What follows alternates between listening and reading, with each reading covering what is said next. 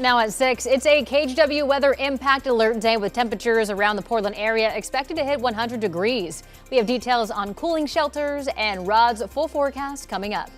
There's severe weather in other parts of the U.S. as well. Take a look at what this storm does to a prison in Nebraska, ripping off the roof. I think there's another angle we may see here that really shows the damage done. We're going to cover more details on the situation. Here it is. Take a look. Unbelievable video again out of Nebraska. That story is coming up a little later. Plus, she absolutely loved Portland, and more than anything, she loved Portland soccer. And local parents are honoring their daughter after she was killed overseas. How the Portland Thorns help make that happen as your 6 o'clock hour of sunrise starts right now.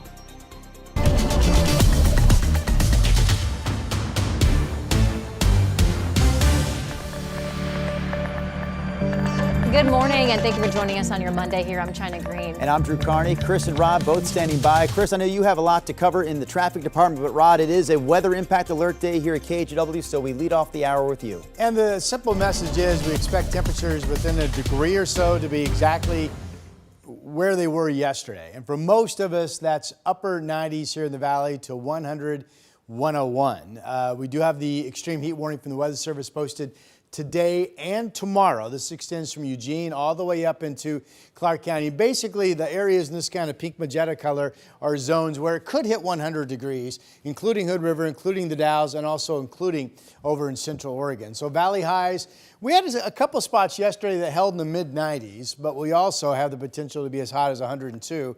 And then we have the Wednesday cool down. It is clear out there, and again, the winds will be mostly on the light side. The breezes that kick up at times will be from the north like yesterday. Salem, 66 degrees, decent cool off considering you were one of the spots that cracked 100 degrees yesterday, making it to 101. Portland stopped at 99 yesterday, and so far we have cooled down to 68 degrees. We're right about sunup time right now currently. 68 up in Scappoose. Battleground is a spot that has a 5 in front of it, 59. 61 in Troutdale, where it did hit 100 degrees yesterday at the airport. 66 in Salem, 69 degrees in Albany. So the KGW impact alert for the hot weather and the heat warning looks like we'll be 85 at noon today. Take advantage of the morning hours, and then anywhere from 3 to 4 to 5, temperatures will be up close to 100 degrees. I've got Portland again at 99. Here's Chris. Rod, thanks for that. Let's get you out the door. Quick look at the roads right now. I-5 through North Portland still zipping right along. Light volume out there and no major trouble out there right now. Guys, we do have some closures to talk about coming up in a few minutes. The Vista Bridge, Highway 219 and 42nd Avenue. China, I've got more details coming up on those in just a few minutes. Chris, thank you. All right, let's get back to weather on this weather impact alert day here at KGW. Portland metro counties are making preparations to help people beat the heat over the next couple of days. John Adams reports. With temperatures hovering around triple digits on Sunday, buildings around the area opened their doors to help people stay cool. One of those locations was the Ledding Library in Milwaukee. We have hydration packs, we have some popsicles, water, just stuff to cool off with. This was just one of several centers that opened in Clackamas County on Sunday. Centers in Happy Valley, Oregon City, West Lynn, and Wilsonville were also activated. Come inside, take a break, cool off, hydrate, relax, get your sorts in order, and then go about your day.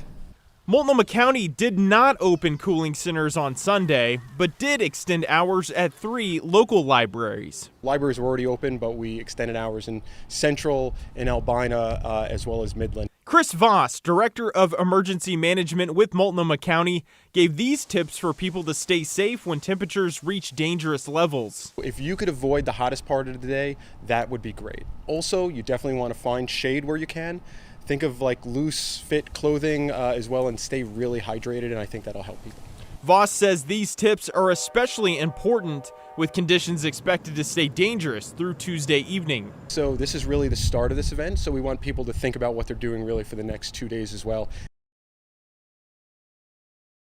Again, that was John Adams reporting for us this morning. Meanwhile, police arrested a man last night after a 2-hour standoff at a home in southeast Portland, where a woman was found dead inside. So this happened near Southeast 170th and Harrison Street. Police say around 6:30, a man called 911 to report that a woman was dead in the home. When they got there, they say the man was armed and would not come out. The crisis negotiation team was called. At around 9 o'clock, the man finally came out on his own and was arrested. We were just at her grandpa's house, minding our business. We heard a boom, a loud crash. We seen the police sirens. We were like, "What's going on?" Because we've been around here and we never known it to be this active. We want to thank people living and working in this area. We understand that when we come in to operations like this, when we're bringing a lot of vehicles, we shut down streets. That's an inconvenience to people in this area, and we really appreciate everyone's patience. Police confirmed the woman was dead inside the home. The man was again arrested and taken to the hospital for medical care. They also found a gun inside that home. Your time now is 6:05 in McMinnville. Police ended up finding drugs, cash, and guns while responding to a car crash over the weekend. Just before 9 p.m. Saturday, police responded to a crash after a woman said that her car was rear-ended while waiting at a traffic light. Officers determined that at-fault driver, 30-year-old Jose Andelon, was intoxicated. When looking inside his car, they found cocaine, Xanax, $2,900 in cash, and 2 guns. Andelon was arrested on charges including DUI, possession of a controlled substance, among other charges. Portland police arrested a man who allegedly slashed the tires of at least 3 cars on Saturday afternoon. This happened over on East Burnside near MLK Jr. Boulevard. A witness told officers that 46-year-old Jason Garrettson was screaming and running through traffic with a knife. Police locked that area down before they were able to arrest Garrettson.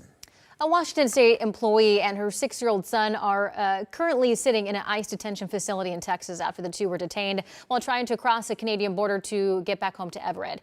Sarah Shaw had dropped off 2 kids at the Vancouver airport when she was detained by ICE, along with her 6-year-old son. The family is from New Zealand. Sarah was reauthorized to work in the U.S., but permission to travel was still pending. Her attorney calls this a simple administrative error. Anyone could have made it. I told her that, yes, that's true. You don't have a travel document, but you've only been gone about a day. Explain what happened to the immigration officials. You never think it's going to happen to you. I think the main thing she has expressed this whole time is just absolute shock and just devastation, because she really did feel like she had done everything that was required of her. Sarah's other 2 kids in New Zealand will fly back next month and will be in the care of their family friend while the situation plays out. A policy change to Care Oregon means thousands of people in the state could lose access to behavioral health treatment and their therapists. Care Oregon is changing its rules for non-contracted providers because of what the organization calls, quote, sweeping federal Medicaid cuts from President Trump's big, beautiful bill. The move could impact up to 15,000 people in the state and is set to take effect in October. Care Oregon says they will reach out to impacted members to help them transition to a new provider. All right, before we get to Rod, take a look at this video. Pretty insane. We showed you this at the top of the hour. This roof of a state penitentiary in Nebraska was just completely ripped off during a storm over the weekend. We'll have another angle here in just a second. Here it is. Yep.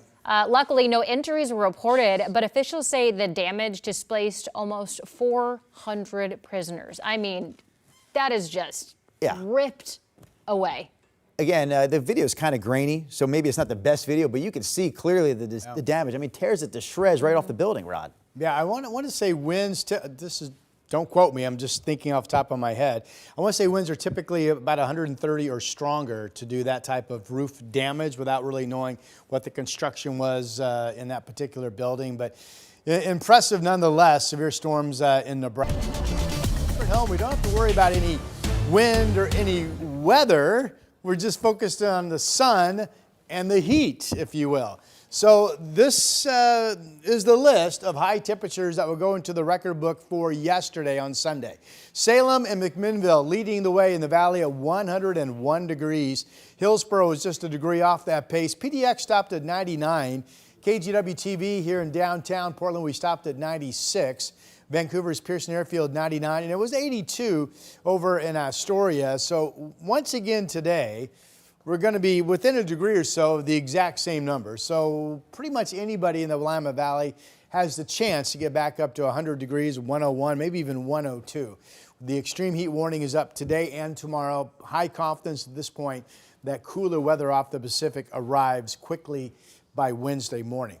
Beautiful cameras with the clear skies. You can see Mount Hood on the far right. That's the Chehalem Tasting Room camera out in Sherwood, down to 64 degrees. And there's the Wells Fargo camera. The sun up time, 6:07 this morning. As you can see at just now getting close to popping up over the Cascades. 68 degrees is where we stand. I don't have to tell you, this is the comfortable part of our day. We did have some 80s at the beach yesterday. Right now it's 55 in Astoria, 50 in Newport. 60s from Eugene to Kelso. It's actually 71 up in Seattle this morning. 65 in the Dalles, 68 degrees out in Pendleton. Everybody has mainly clear skies, except for some shallow fog being reported right now at the beach. So your temperature March, well, 77 at 10, noon, mid-80s, already losing the comfort. And then 90 degrees as soon as 1 o'clock this afternoon and nearing 100 degrees in that 3, 4, 5 o'clock hour. Here are the afternoon temperatures on this particular model at 5 p.m. It shows Portland at 98, but 101 in Salem and 100 plus in Albany and Eugene, 101 over in Madras, 104 degrees out in the Dalles. Plenty of heat to go around, obviously. The KGW weather impact alert for 99 today, still at least mid-90s tomorrow, maybe even warmer than 96. There's the drop, 82 Wednesday, 70s Thursday. Right now, it looks like we have a rainy Saturday upcoming. Here's Chris McGinnis. And we'll look forward to that by then, right? Several traffic alerts to pass along this morning. 3 closures, in fact. Let's start off in Southwest Portland. PBOT closing the Southwest Vista Avenue Bridge Monday through Friday, 7 to 5 p.m. They're doing some bridge maintenance here. The detour will be over Southwest Montgomery. That impacts about 11,000 of you that use that bridge every day. Again, closed 7 to 5 Monday through Friday. The next one over in Hillsborough, Highway 219, also known as First Avenue, closed here near the railroad crossing. Photojournalist Eric Patterson is on the scene. They're getting ready to put the construction cones out there. There's some maintenance that needs to be done to that railroad crossing, and so the detour over the next 5 days is a lengthy one. You're going to go out through Minter Bridge Road, TV Highway, and Grable Road. And again, this is a 24/7 round-the-clock closure starting today at 7 o'clock. And last but not least, the 42nd Avenue Bridge over Northeast Lombard. That closure starts today. That is a 2-year closure of this bridge. And guys, we walked you through this last week. It's a fairly lengthy detour, about 3 miles or so, out to Killingsworth, 82nd Avenue, Columbia Boulevard, etc., as PBOT does some maintenance and widening and whatnot to this bridge. Again, 2-year closure of 42nd Avenue Bridge. Guys, that starts today.